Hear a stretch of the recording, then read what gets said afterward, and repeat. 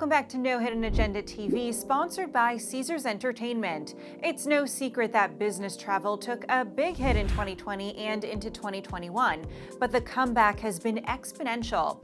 In fact, according to GBTA's Business Travel Index Outlook report, global business travel spending is expected to surpass 2019 levels in 2024.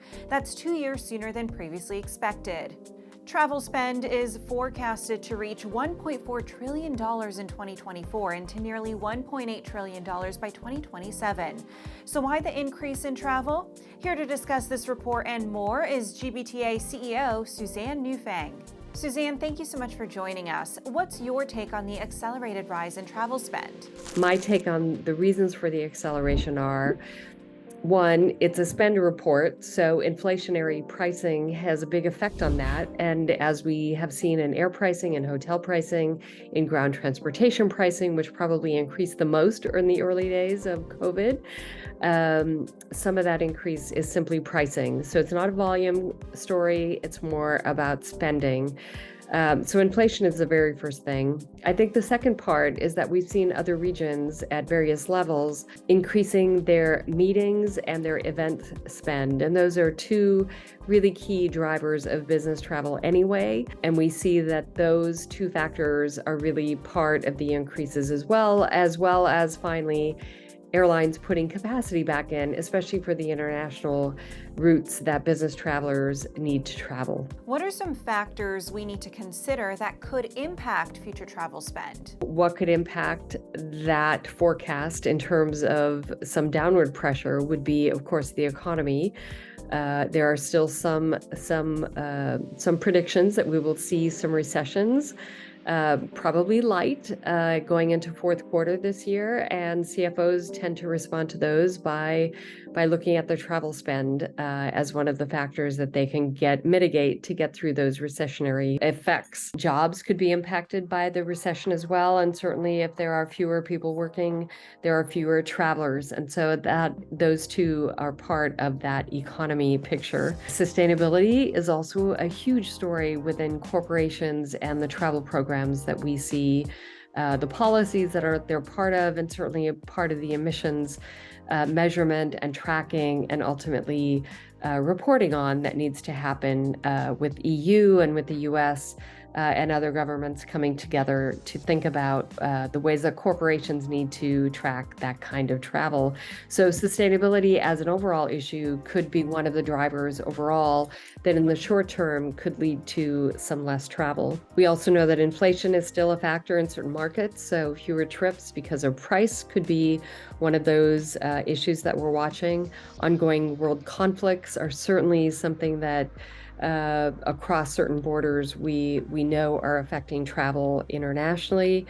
And then certainly one of the things that we are also watching is public health, and another pandemic would have a huge effect again on the business travel sphere and the forecasts that we have put forth just in the last month.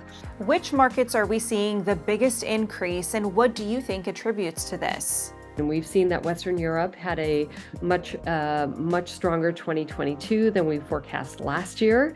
We think on top of that stronger 2022, they will also have a very strong 2023, the fastest growing region, in fact, in our surmising in terms of percentages. We also know that LATAM and North America are also very strong there as well.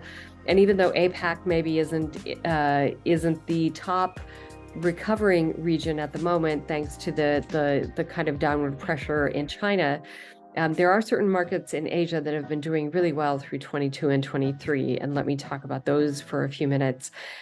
Japan is on the rise, certainly from 21 into 22 and going into 23.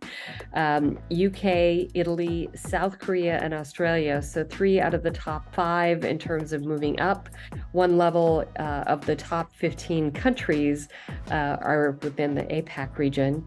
And then we also see within that sphere that brand new on the top 15 list this year are the Netherlands. and Indonesia, which has never been on the top 15 list before.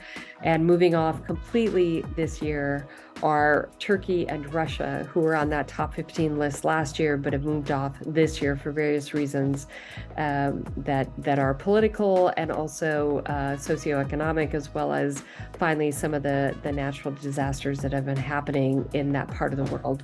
Suzanne, thank you so much for your time. It's also important to note that a recent survey of more than 4,700 business travelers that participated said that the average amount spent on a trip is $1,018 per person.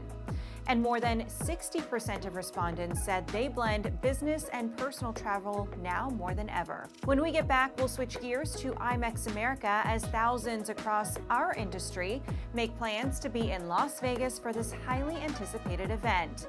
More to come after a brief message from our sponsor.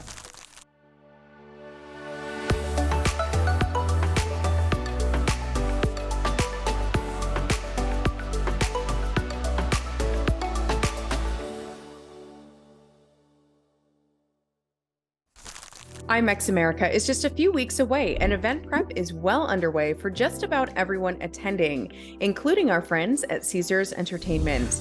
If this is your first time participating at IMEX America, we've got a seasoned expert joining us now to discuss how to make the most out of your time at the show. Brian, thank you so much for joining us. Caesars Entertainment always participates at IMEX America, right? How does the team prepare for such a large industry event? It's a team effort preparing for IMEX. It's the industry event of all industry events, and it's our largest event investment of the year. It's about a 10 to 12 month planning process, including regular meetings with our departmental leaders, marketing team, and operators. And it's a chance for us to showcase our Caesars Entertainment empire and our signature destination of Las Vegas. And we bring in more than 25 team members from across the country to join us for the week. We host more than 200 VIP customers and 50 press partners at Paris, Las Vegas, where it's a focus of ours to curate a visit that is memorable and seamless for our attendees. In addition to that, we welcome the executive meeting forum group on the campus of Caesars Forum, and we deliver key account intermediary partner experiences across our varying resorts. We host more than 10 customer dinners and receptions, including the Black Meetings and Tourism event, Cite Young Leaders, and the Meetings Net Award Party at Caesars Palace, Las Vegas. And my favorite way to wrap it up, we sponsor the MPI Foundation Rendezvous Party at Drai's. Appointments are such a pivotal part of IMEX America. For first-time planners attending, what are some ways they can best prepare for appointments to ensure they maximize their time?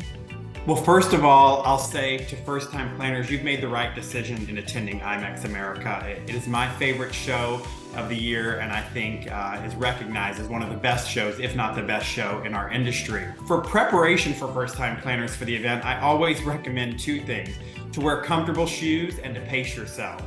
The week is action-packed, and there are countless opportunities to engage, learn, and celebrate our industry.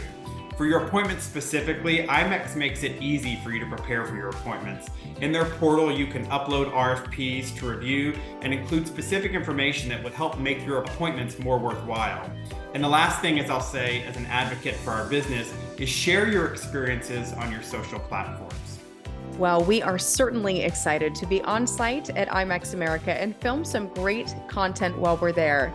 Thank you, Brian. Now let's check in with Raisa Pascal, who shines her superpowers on Events Express. Welcome back to another edition of Events Express. Now, if you've ever attended a trade show, and who of us haven't, then you've definitely seen your fair share of fun, creative, and themed exhibit booths. But have you ever seen a fun, creative, and themed exhibit hall? In today's episode, we're heading to the largest hospitality trade show in the southeast region of the US to see what happened when they incorporated a fun comic book theme into their event. It's the comic universe here today. So, we have MegaCon, we have Comic-Con, we have all these different major conventions and major opportunities to celebrate the comics. Well, we decided to bring our own comic universe here to this year's event. It's voted on by our members. When we go through this process of planning each year, the Heat Trade Show, we ask several of our members to give us feedback, give us different ideas of what something that they might like to see for us to do. And of course, we don't like to repeat ourselves. We like to try something different and new. After getting that input and advice from our members, we implemented it today, and it was a great success here. You saw well over a majority of our vendors who participated with great costumes, great themes, and really just create some excitement and energy that you don't see from other traditional trade shows. The excitement and energy is right. As you can see, the Heat trade show vendors had a blast with this year's theme. Other themes that CAFHLA has incorporated into their events include everything from the 80s to the Oscars. Now, at the end of the day, attendees and vendors want to make valuable business connections at your event, but they also want to have fun. So maybe it's time to incorporate a creative theme into your next trade show as well. That's it for this edition of Events Express. Until next time, I'm Raisa Pascal with Solomon Productions. Back to you, Sarah. Thank you so much for joining us on another episode sponsored by Caesars Entertainment. We'll see you on September 21st for our next show.